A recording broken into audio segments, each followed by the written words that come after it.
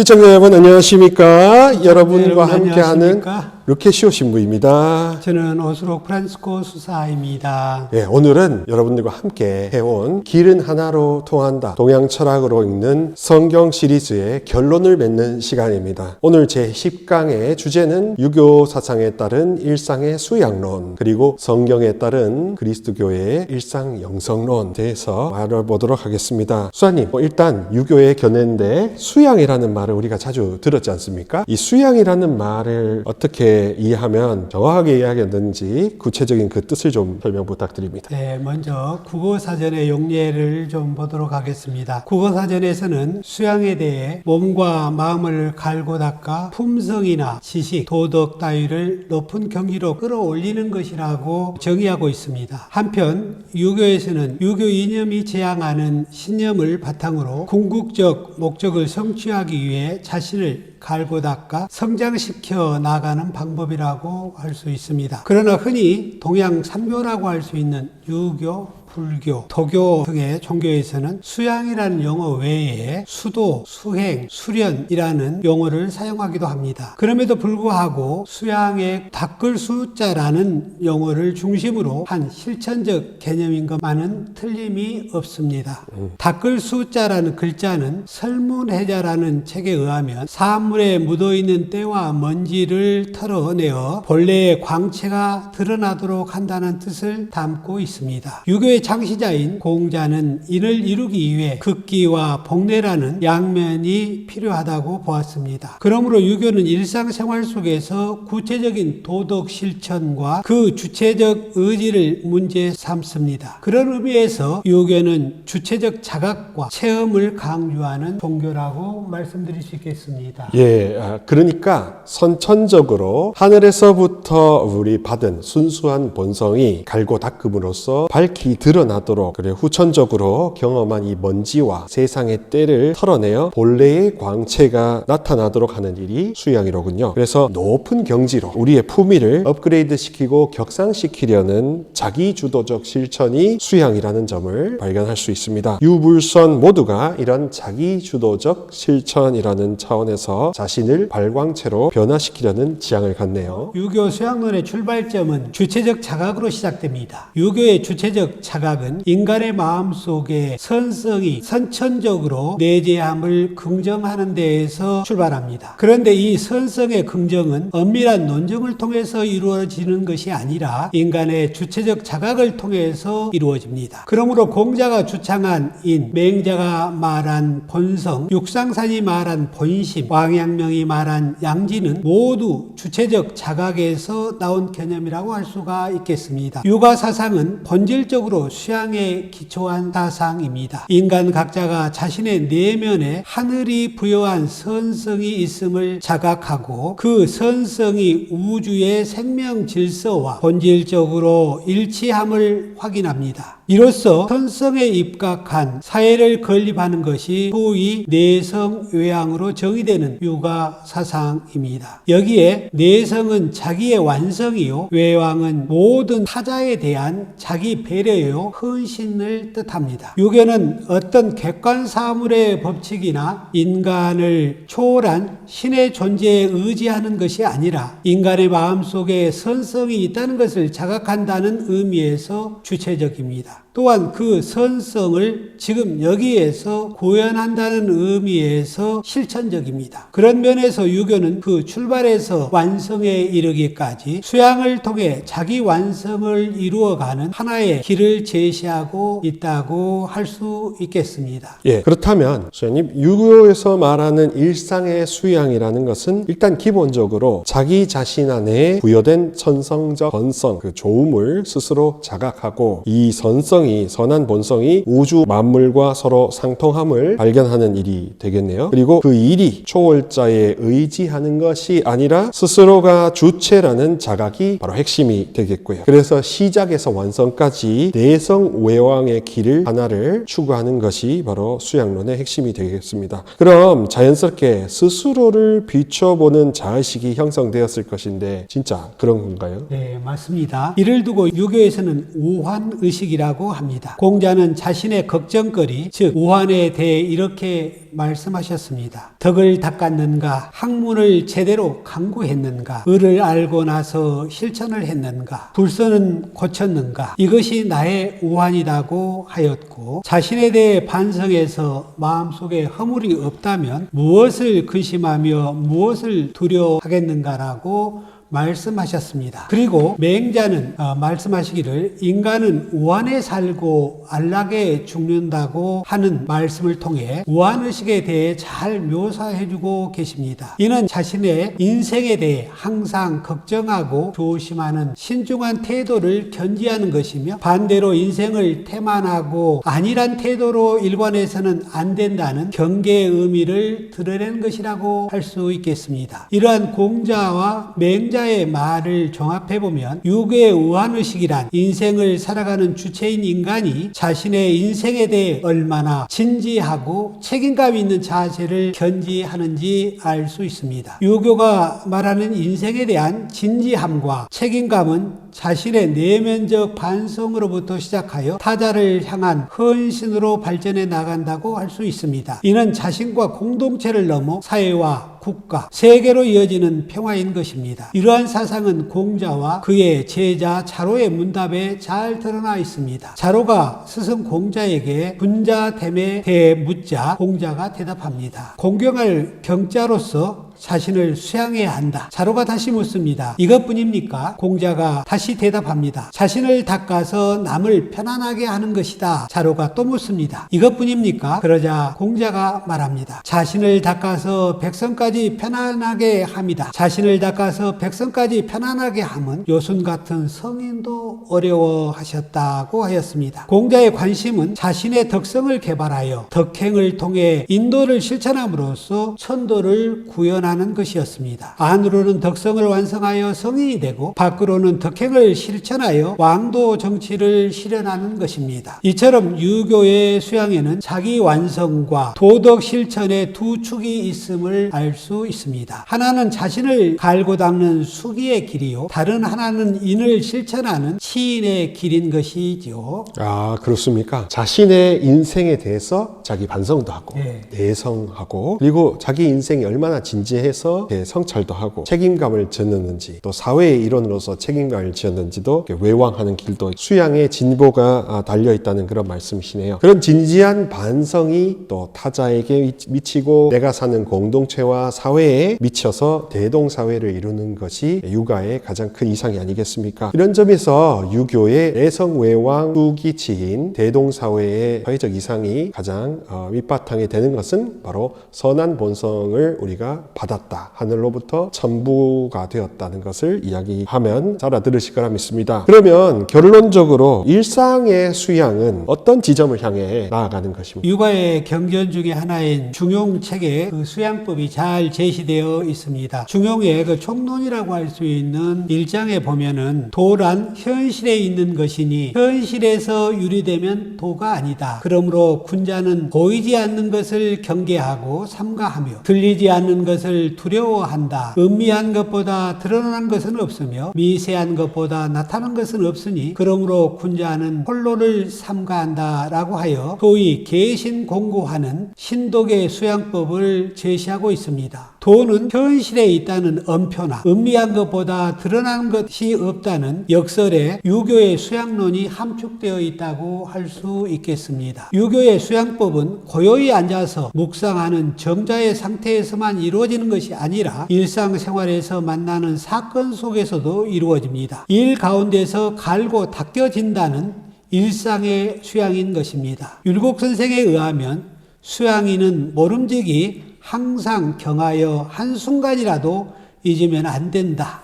일이 있을 때는 그 일에 마음을 집중하여 일이 각각 마땅히 머물 곳에 머물게 하고, 일이 없어서 정자할 때에 어떤 생각이 일어나면 반드시 그 생각을 살펴서 악한 생각이면 맹렬히 끊어버리고 선하고 당연한 생각이면 그 이치를 궁구해야 한다고 하였습니다. 한편 다산 정약용 선생님께서는 말씀하시기를 우리 유가의 마음 다스리는 법은 일로서 마음을 다스린다. 성의와 정심이 바로 수양의 지극한 공부이긴 하지만 늘 일로 말미암아 뜻을 정성스럽게 하고 일로 말미암아 마음을 바르게 하는 것이라고 하였습니다. 이처럼 다산 선생은 일과 마음을 다스림을 분리하지 않았습니다. 일상 속에서 인의 애지를 주체적으로 구현하는 동안 성의와 정심이 모두 그 속에서 이루어진다고 보았던 것입니다. 그러므로 육아의 수양은 모든 일상생활 속에서 일어나는 지극히 구체적인 일들에서 시작된다고 할 수 있습니다. 수양이는 한가로이 있을 때에도 선을 행하고 다른 사람들과의 관계 속에도 선을 행함으로써 이루어집니다. 유교의 수양은 무엇보다도 먼저 자기의 본분이 무엇인지를 깨닫는 데 있습니다. 이를테면 뜻을 정성스럽게 하는 일에서 시작하여 마음을 바르게 하는 데 이르고 마음을 바르게 하는 것을 미루어 나아가면 자신을 닦는 데 이르게 됩니다. 그리하여 자신이 잘 닦였으면 효에 도달하게 됩니다. 이때 효는 내가 내 자신을 닦는 근거가 됩니다. 마찬가지로 뜻을 정성스럽게 하는 데서 시작하여 마음을 바르게 하는 데 이르고 마음을 바르게 하는 것을 미루어 나아가면 내 몸을 닦는 데 이르고 내 몸을 잘 닦으면 내 집안을 가지런하게 하게 됩니다. 내 집안을 가지런하게 하는 방법을 터득해서 미루어 나아가면 내 나라를 넘어 천하까지도 평화롭게 할 수가 있습니다. 유교가 지향하는 수양의 길은 사람이면 누구나 걸어야 할 인생의 길이고 살아내야 할 진리의 길입니다. 또한 이 인생길은 여기서부터 저기까지의 길이며 태어나서부터 죽을 때까지 걸어가야 할 길인 동시에 죽음으로써 마치는 길입니다. 따라서 완덕의 길은 인간으로서 달릴 길을 다 달려서 죽음으로 완성하는 길이라고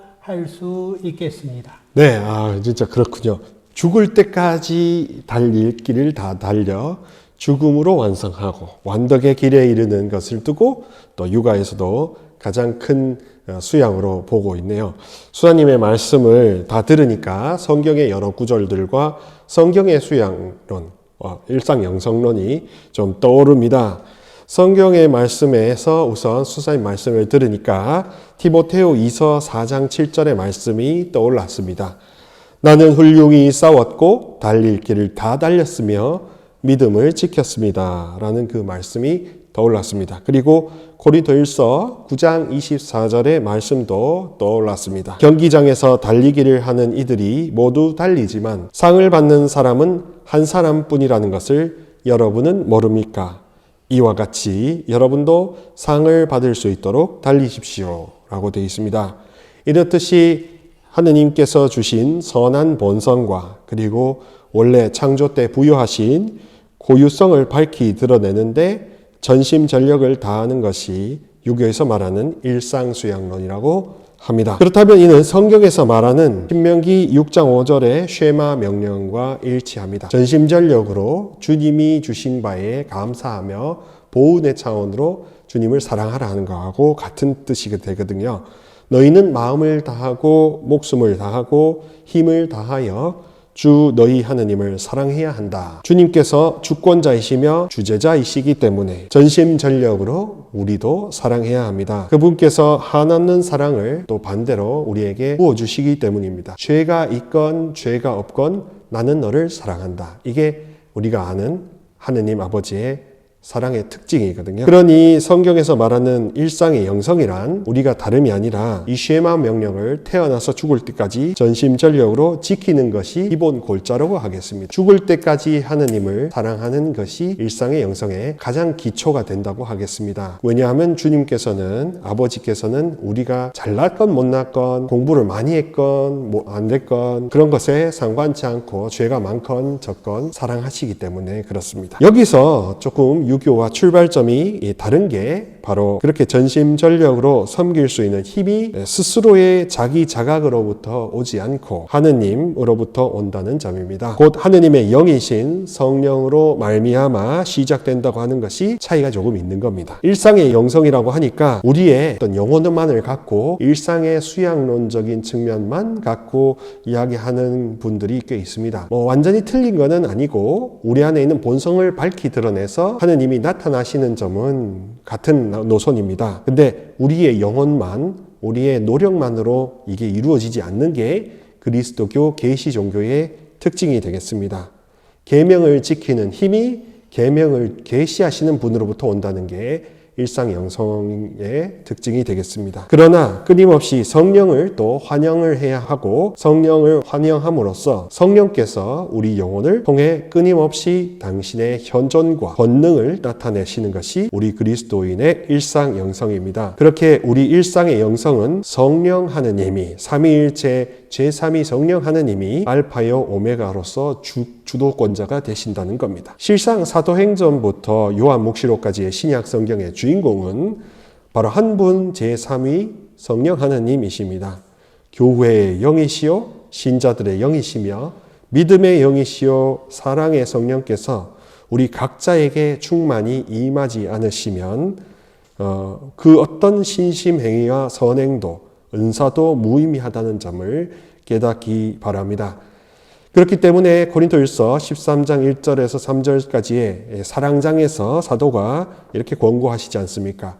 내가 인간의 여러 언어와 천사의 언어로 말한다 하여도 나에게 사랑이 없으면 나는 요란한 징이나 소란한 꽹가리에 지나지 않습니다. 내가 예언하는 능력이 있고 모든 신비와 모든 지식을 깨닫고 산을 옮길 수 있는 큰 믿음이 있다 하여도 나에게 사랑이 없으면 나는 아무것도 아닙니다. 내가 모든 재산을 나누어 주고 내 몸까지 자랑스레 넘겨준다 하여도 나에게 사랑이 없으면 나에게는 아무 소용이 없습니다. 결국 성경에서 말하는 일상의 영성은 일상에서 최대한 사랑을 많이 하는 길에 걷느냐에 달려 있다고 하겠습니다. 그리고 그 길을 걸을 힘과 지혜가 나의 본성에서 오는 것이 아니라 내 생명의 주인이시며 내 생명을 충만히 완성하시려는 그런 분, 언제 어디서나 임하시고 무소부재이신 주님의 영이신 성령 하느님이시란 점을 철저히 그리고 무한히 신뢰해야 한다는 점을 믿으시길 바랍니다. 성령 하느님이 예수님과 야훼 하느님과 무관하신 분이 아니라 반대로 아버지와 아드님의 영이시기 때문에 지극한 깊은 관계 속으로 우리를 견인해 주실 수 있는 그런 견인차라는 것을 확고하게 믿으시기 바랍니다. 성령 하느님께서는 아버지와 아드님의 영이시며 그리스도인을 하느님의 자녀가 되게 하며 그리스도가 그의 마음에 심중에 머물게 해줍니다. 그래서 로마서 8장 14절에서 15절에 나오듯이 하느님의 영의 인도를 받는 이들은 모두 하느님의 자녀입니다. 여러분은 사람을 다시 두려움에 빠뜨리는 종살이의 영을 받은 것이 아니라 여러분을 자녀로 삼도록 해주시는 영을 받았습니다. 이 성령의 힘으로 우리가 아빠, 아버지하고 외치는 것입니다. 성령께서는 믿음의 원인이시며 초월적 지식의 원인이시며 성화의 원인이십니다. 고린도일서 12장 3절에서 성령에 힘입지 않고서는 아무도 예수님은 주님이시다 할 수 없습니다. 그래서 그리스도교라는 종교, 그리스도의 영성, 그 모든 것의 뿌리가 되시는 살아계신 하느님은 바로 특별히 제3위 성령 하느님과 연관된다는 것을 우리가 믿고 깨달아야 할 바인 거로 이렇게 아시면 되겠습니다. 성령 없이는 초월적 지식, 은사적인 어떤 치유 능력 아무것도 성립되지가 않습니다. 기적도 일어나지 않습니다. 예언도 일어나지 않습니다. 설교나 미사 전례도 생생하게 살아나지가 않습니다. 에페소서 1장 17절부터 19절까지 해서 이렇게 말씀하시지요. 우리 주 예수 그리스도의 하느님 영광의 아버지께서 여러분에게 지혜와 계시의 영을 주시어 여러분이 그분을 알게 되고 여러분 마음의 눈을 밝혀주시어 그분의 부르심으로 여러분이 지니게 된 희망이 어떠한 것인지 성도들 사이에서 받게 될 그분 상속의 영광이 얼마나 풍성한지 여러분이 알게 되기를 비는 것입니다. 또 우리 믿는 이들을 위한 그분의 힘이 얼마나 엄청나게 큰지를 그분의 강한 능력의 활동으로 알게 되기를 비는 것입니다. 그러므로 그리스도교 일상 영성은 성령의 인도를 따라 살아가며 걷는다는 이미지로 표현이 됩니다. 갈라티아서 5장 16절에서 말씀하시듯이 성령의 인도에 따라 살아가십시오라고 하지 않습니까? 로마서 8장 5절에서도 이렇게 확증하고 있습니다. 무릇 육을 따르는 자들은 육에 속하는 것을 생각하고 성령을 따르는 이들은 성령에 속한 것을 생각합니다.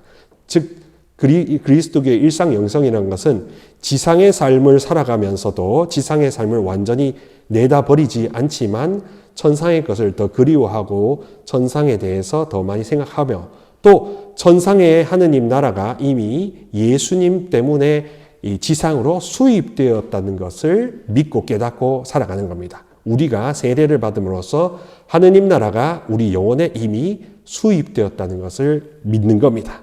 실상 우리는 성령 충만으로 말미암아 진정한 그리스도인이 될 수 있으며 성령 충만으로 인하여 참 사랑을 무한히 받는 아버지 하느님의 자녀가 될 수 있으며 성령 충만으로 인하여 성령의 인도를 받아 자유롭게 되려고 부르심을 받음을 깨닫게 됩니다.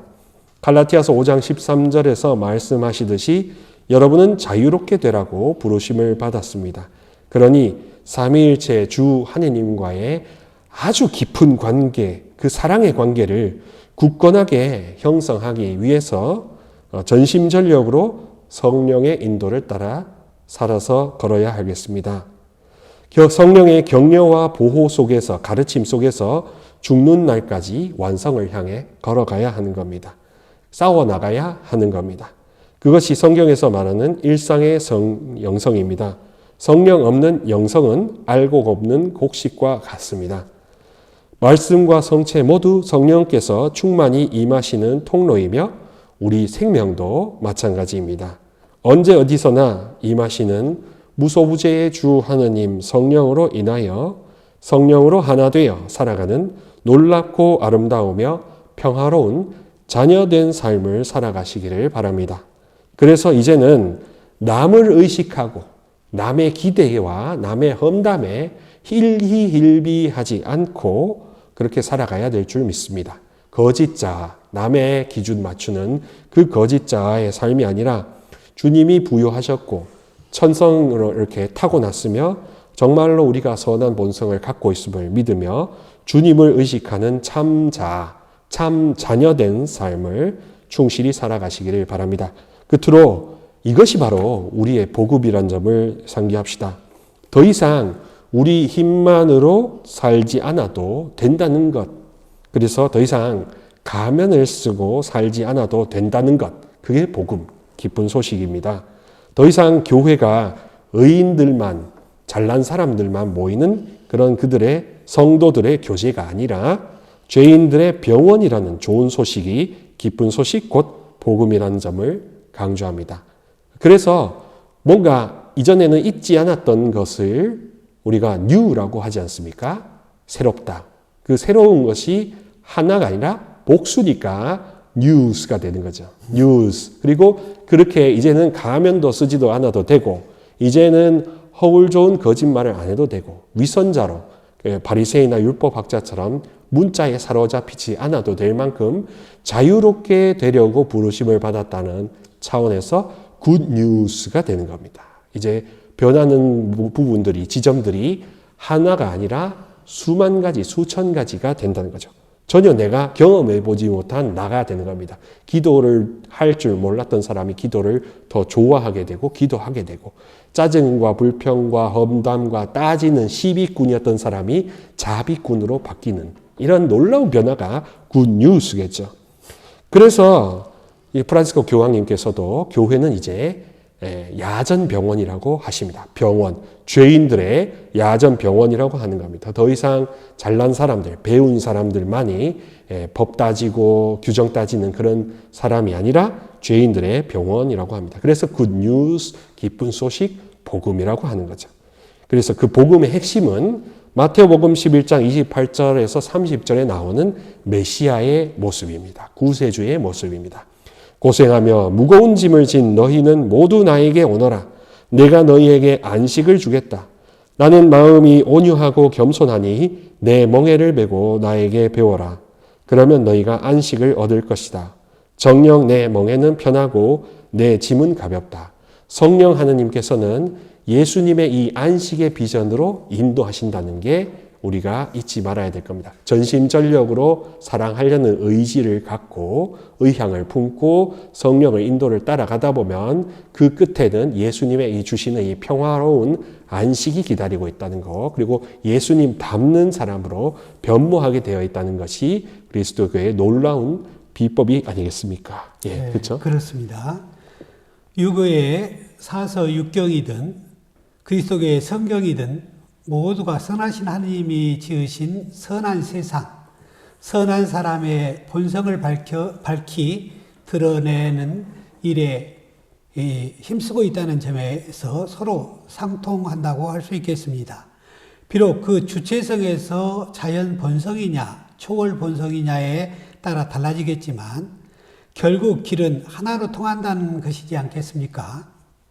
여기에서 저기에게까지 태어나서부터 죽을 때까지 오직 한 길을 충실히 달릴 수 있는 사람이 가장 행복한 사람이라고 확신합니다.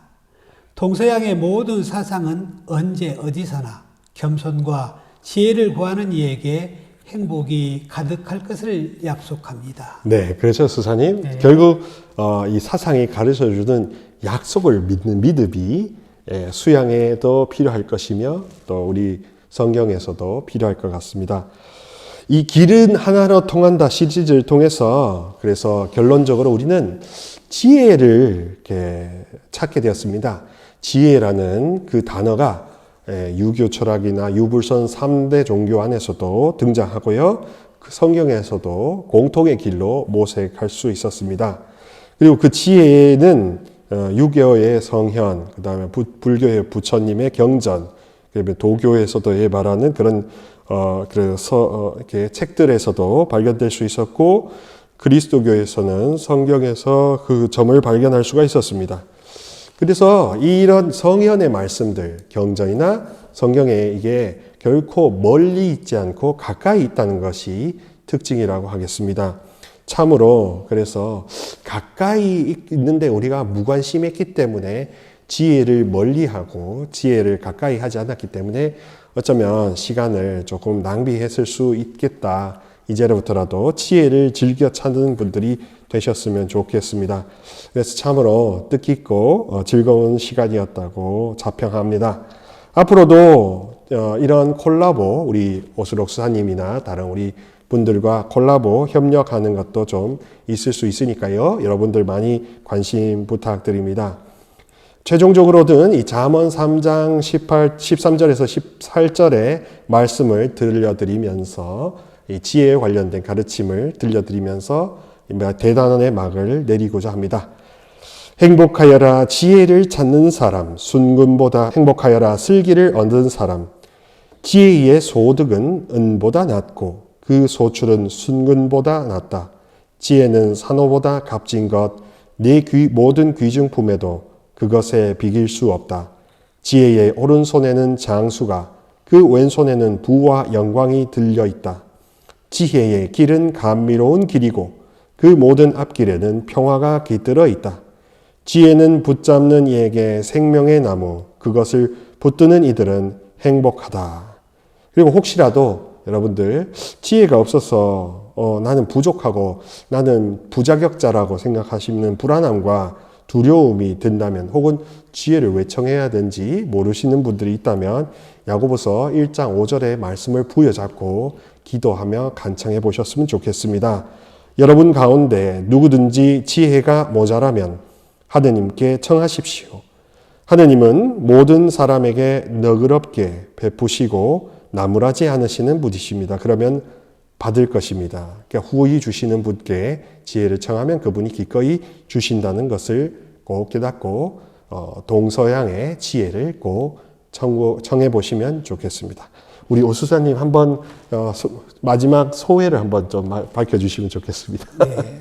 1강부터 10강까지 이렇게 무사히 끝맺을 수 있도록 배려해 주시고 영감을 주시고 항상 돌봐주시는 하느님께 감사드립니다. 그리고 두 번째로 여러분 시청자들에게 감사드립니다. 여러분들의 기도와 관심과 성원이 없었다면 어떻게 이 10강까지 올 수 있었겠습니까? 여러분들의 그런 성원 때문에 오늘이 있다고 생각합니다. 시청자가 없는 강의가 또한 토론이 어떻게 이루어질 수 있겠습니까? 세 번째로는 저와 함께 해주신 우리 박전 누케치오 신부님께 무한한 감사를 드립니다. 우리 한국 그리스도교회에서 이런 일들이 콜라보로 이루어지는 이런 강의나 대담이나 이런 동서 사상들이 더 많은 소통의 공간이 생겼으면 하는 바람을 갖고 있습니다. 오늘 마지막으로 일상의 수양과 일상의 영성에 대해서 우리는 나누었습니다. 우리는 아주 복잡 다단한 현실 세계에 살고 있습니다. 이 복잡 다단한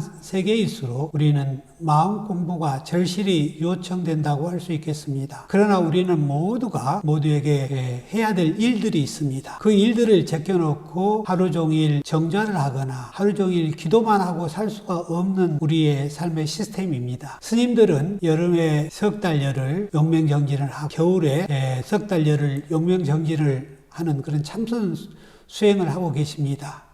그러나 그분들은 수행자이고 우리 보통 사람들 삶의 터전에서 가족을 건사하고 세상 일에 관여하고 살아가는 그런 삶입니다. 그래서 우리는 기도 따로 또 삶 따로 이렇게 할 수가 없고 일로서 기도를 삼고 일로서 수양을 삼아서 우리의 모든 일상사 삶의 자리에서 일어나는 모든 일상사 안에서 우리를 수양하는 것이 가장 요긴하다고 생각합니다. 하루 종일 기도하고 있을 때에는 고요하고 마음이 편하지만 삶의 자리로 돌아오게 되면 금방 부서져 버린다면 그게 무슨 소용이 있겠습니까? 삶 따로 나 따로 기도 따로 나 따로 신앙 따로 나 따로 성경 따로 나 따로 이런 삶이 아니라 통합된 하느님의 말씀과 우리의 삶이 통합된 균형 잡힌 그런 신앙생활을 하기 위해서는 필수적으로 우리에게는 일상의 수양과 일상의 영성이 요청된다고 할 수 있겠습니다. 여러분 모두에게 감사드립니다.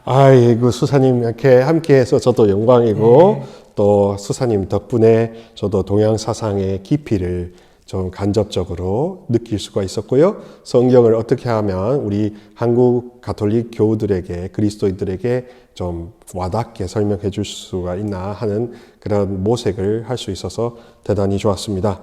시청자 여러분들은 어떻게 보셨는지 모르겠네요. 처음에는 강의가 굉장히 난해했지만 그렇지만 조금씩 하면서 여러분들 가운데에는 이렇게 이해해도 되는구나 라는 새로운 지혜를 얻으신 분들도 다소 계시리라 믿습니다. 부디 여러분들 계속해서 이 채널에 있는 모든 영상들을 이렇게 봐주시고요.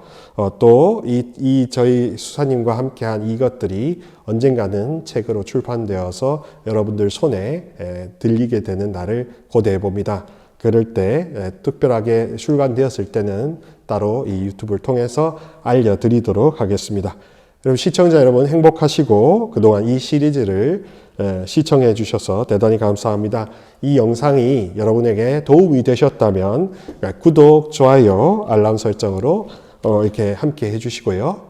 나머지 강의 영상들도 공유해 주셔서 많은 분들이 이 채널의 영상을 좀 알고 또 여기 이 시리즈 동양사상으로 보는 성경 시리즈를 좀 깊이 찾아주셨으면 좋겠습니다.